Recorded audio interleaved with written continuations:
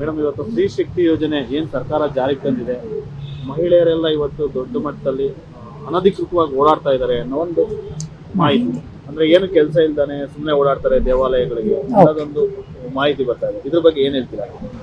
ಶಕ್ತಿ ಯೋಜನೆ ಬಂದಿರೋದು ಒಳ್ಳೆಯದೇ, ಆದರೆ ಈ ಎಲ್ಲ ಗಟ್ಟಿಯಾಗಿ ಸುಮ್ಮನೆ ಓಡಾಡ್ತಿದ್ದಾರೆ ಅಂತ ಹೇಳ್ತಾ ಇರೋದು ಮಾತ್ರ ಸುಳ್ಳು.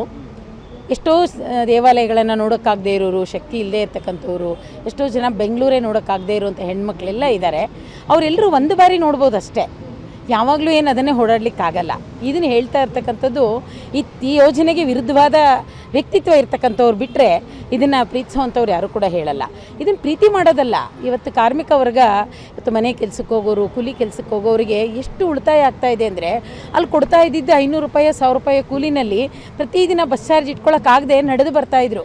ನನಗೆ ಹೋದರೆ 50 ರೂಪಾಯಿ ಬಸ್ಗೆ ಹೋಗ್ಬಿಡತ್ತೆ ಅಂತ ತುಂಬ ನಡ್ಕೊಂಡು ಬಂದು ಶ್ರಮನ ಹಾಕಿ ಅವ್ರ ಜೀವನ ತ್ಯಾಗ ಮಾಡ್ತಾಯಿದ್ರು, ತನ್ನ ಮಕ್ಕಳನ್ನ ಸಾಕೋದಕ್ಕೆ, ತನ್ನ ಗಂಡನ ಸಾಕೋದಕ್ಕೆ, ಇವೆಲ್ಲದಕ್ಕೂ ಕೂಡ. ಇವತ್ತು ಕಾರ್ಮಿಕ ಏನು ಕೂಲಿ ಕಾರ್ಮಿಕ ವರ್ಗ ಇದೆ, ಇವತ್ತು ಮನೆ ಕೆಲಸದವರು, ಕೂಲಿ ಮಾಡ್ತಕ್ಕಂಥ ಮಾರ್ಕೆಟ್ಗಳಲ್ಲಿ ಕೆಲಸ ಮಾಡ್ತಕ್ಕಂಥ ಕೂಲಿ ಕಾರ್ಮಿಕರಿದ್ದಾರಲ್ಲ, ಆ ಹೆಣ್ಮಕ್ಳಿಗಂತೂ ತುಂಬ ಒಳ್ಳೆಯದಾಗಿದೆ. ಅವ್ರ ಮನೆಯನ್ನು, ಅವ್ರ ಜೀವನವನ್ನು ಸಾಗಿಸ್ಲಿಕ್ಕೆ ಇದನ್ನು ಸರ್ಕಾರಗಳು ಮೊದಲೇ ಮಾಡೋದು ಸರಿಯಾದ್ದಲ್ಲ. ಜನರು, ಸರ್ಕಾರ ಅಲ್ಲ, ವಿರೋಧ ಪಕ್ಷಗಳು ಮೊದಲೇ ಮಾಡ್ತಾ ಇರೋದು ಸರಿಯಾದ್ದಲ್ಲ. ಯಾಕೆಂದರೆ ಇದರಿಂದ ಮಹಿಳೆಯರು ಹೊರಗೆ ಬರ್ತಾ ಇದ್ದಾರೆ. ಒಂದು ಖರ್ಚು ಚಲನವಲನ ಕೂಡ ಆಗ್ತಾ ಇದೆ.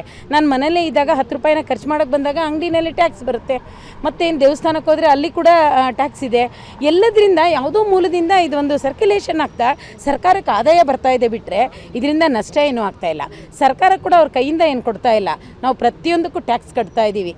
ನಾವು ಇವತ್ತೊಂದು ಬದುಕಬೇಕಂತ ನೀರು ಕುಡಿಬೇಕಂದ್ರೂ ಟ್ಯಾಕ್ಸ್ ಕಟ್ತಾ ಇದ್ದೀವಿ, ಹುಷಾರಿಲ್ಲ ಅಂದರೂ ಟ್ಯಾಕ್ಸ್ ಕಟ್ತಾ ಇದ್ದೀವಿ, ಒಂದು ಸಾಯ್ಬೇಕಂದ್ರೂ ಟ್ಯಾಕ್ಸ್ ಕಟ್ತೀವಿ. ಆ ಒಂದು ಪರಿಸ್ಥಿತಿಯಲ್ಲಿ ಇರಬೇಕಂದ್ರೆ ನಮ್ಮ ಟ್ಯಾಕ್ಸ್ ಹಣನ ನಮಗೆ ಕೊಡ್ತಾ ಇದ್ದಾರೆ. ಅದನ್ನು ಮಹಿಳೆಯರು ಹೆಚ್ಚು ಜವಾಬ್ದಾರಿಯಿಂದ ಮನೆಯಲ್ಲಿ ಮಕ್ಕಳನ್ನು, ಗಂಡನ್ನು ಎಲ್ಲರನ್ನೂ ಏನು ಅವ್ರನ್ನ ಸಾಕ್ತಾ ಇರೋದ್ರಿಂದ ಅವ್ರ ಜವಾಬ್ದಾರಿ ಹೆಚ್ಚು. ಹೇಗೆ ಜವಾಬ್ದಾರಿ ಹೆಚ್ಚಾಗಿದೆ ಅಂದರೆ, ಎಷ್ಟೋ ಹೆಣ್ಮಕ್ಳು ಗಂಡಂದಿರಿಗೆ ಕುಡುಕರಿರ್ತಾರೆ, ಮತ್ತು ಅದರಲ್ಲಿ ದುಡಿದೇನೆ ತುಂಬ ಬೇರೆ ಬೇರೆ ಚಟಗಳಲ್ಲಿ ಇರ್ತಕ್ಕಂಥ ಗಂಡು ಮಕ್ಳು ಇರ್ತಾರೆ. ಅವರು ಮನೆಯಲ್ಲಿರ್ತಕ್ಕಂಥ ಮಕ್ಕಳನ್ನು ಸಾಕೋದು ತಾಯಿ ರೀ. ಆ ತಾಯಿ ಆ ಮಕ್ಕಳನ್ನು ಸಾಕೋಕ್ಕೆ ಎಷ್ಟೆಲ್ಲ ಕೂಲಿ ಕೆಲಸಕ್ಕೆ ಹೋಗ್ತಾಳೆ. ಆ ಹೆಣ್ಮಕ್ಳಿಗೆ ತುಂಬ ಒಳ್ಳೆಯದಾಗಿದೆ ಇದು. ಅನಾಮಧೇಯವಾಗಿ ಒಂದಿನ ಒಂದು ವಾರದಲ್ಲಿ ಓಡಾಡ್ಬೋದು, ಇಡೀ ವರ್ಷ ಓಡಾಡ್ಲಿಕ್ಕೆ ಸಾಧ್ಯ ಇಲ್ಲ. ಆರಂಭದಲ್ಲಿ ಯಾವುದೇ ಹೊಸದಾಗಿ ಬಂದಾಗ ಅದಕ್ಕೆ ಹೆಚ್ಚು ಬೇಡಿಕೆಗಳಿರೋದು ಸಹಜ. ಆದರೆ ಈ ಶಕ್ತಿ ಯೋಜನೆ ಬಂದು ಹೆಚ್ಚು ಓಡಾಡ್ತಾ ಇರೋದ್ರಿಂದ ಸರ್ಕಾರಕ್ಕೆ ಹೆಚ್ಚು ತೆರಿಗೆ ಮುಖಾಂತರ ಎಲ್ಲ ಆದಾಯ ಬರ್ತಾ ಇದ್ರೂ ಕೂಡ ಸರ್ಕಾರಿ ಬಸ್ಗಳನ್ನು ಕೊಡಬೇಕು. ಯಾಕೆಂದರೆ ಕೆಲವು ಸಾರಿ ನಮ್ಮ ಕಂಡಕ್ಟರ್ಸು, ಸಿಬ್ಬಂದಿ ವರ್ಗ ಕೂಡ ಒಂದು ರೀತಿ ಬಸ್ ನಿಲ್ಲಿಸ್ದೇನೆ ಹೆಣ್ಮಕ್ಳು ಓಡಿ ಬರ್ತಿದ್ರು ಹೋಗ್ತಾ ಇರ್ತಾರೆ.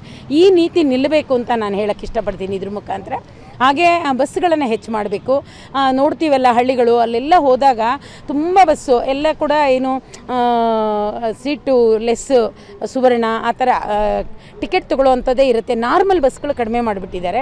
ಯಾಕೆಂದರೆ ಜನ ನಾರ್ಮಲ್ ಬಸ್ಸಿಗೆ ಹೋಗ್ಲಿಕ್ಕೆ ಬಂದಿರ್ತಾರೆ, ಅವ್ರಿಗಲ್ಲಿ ಸೀಟೇ ಸಿಗೋದಿಲ್ಲ, ಜನ ರಶ್ ಇರುತ್ತೆ ಮತ್ತು ಹತ್ಕೊಳ್ಳೋಕ್ಕಾಗಲ್ಲ. ಇದೆಲ್ಲ ಪರಿಸ್ಥಿತಿಯನ್ನು ಸರ್ಕಾರ ಶಕ್ತಿ ಯೋಜನೆ ತಂದಿರೋದಕ್ಕೆ ತಕ್ಕನಾಗಿ ಬಸ್ಗಳನ್ನ ಬಿಡಬೇಕು. ಎಷ್ಟೋ ಮಕ್ಕಳುಗಳಿಗೆ ತುಂಬ ತೊಂದರೆ ಆಗ್ತಾ ಇದೆ, ಕಾಲೇಜ್ ಮಕ್ಕಳು, ಸ್ಕೂಲ್ ಮಕ್ಕಳಿಗೆಲ್ಲ.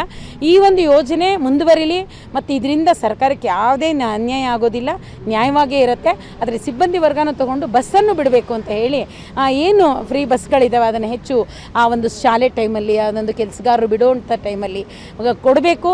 ಇದಕ್ಕೆ ರಾಮಲಿಂಗಾರೆಡ್ಡಿ ಅವರು ಹೆಚ್ಚು ಗಮನ ವಹಿಸಬೇಕು.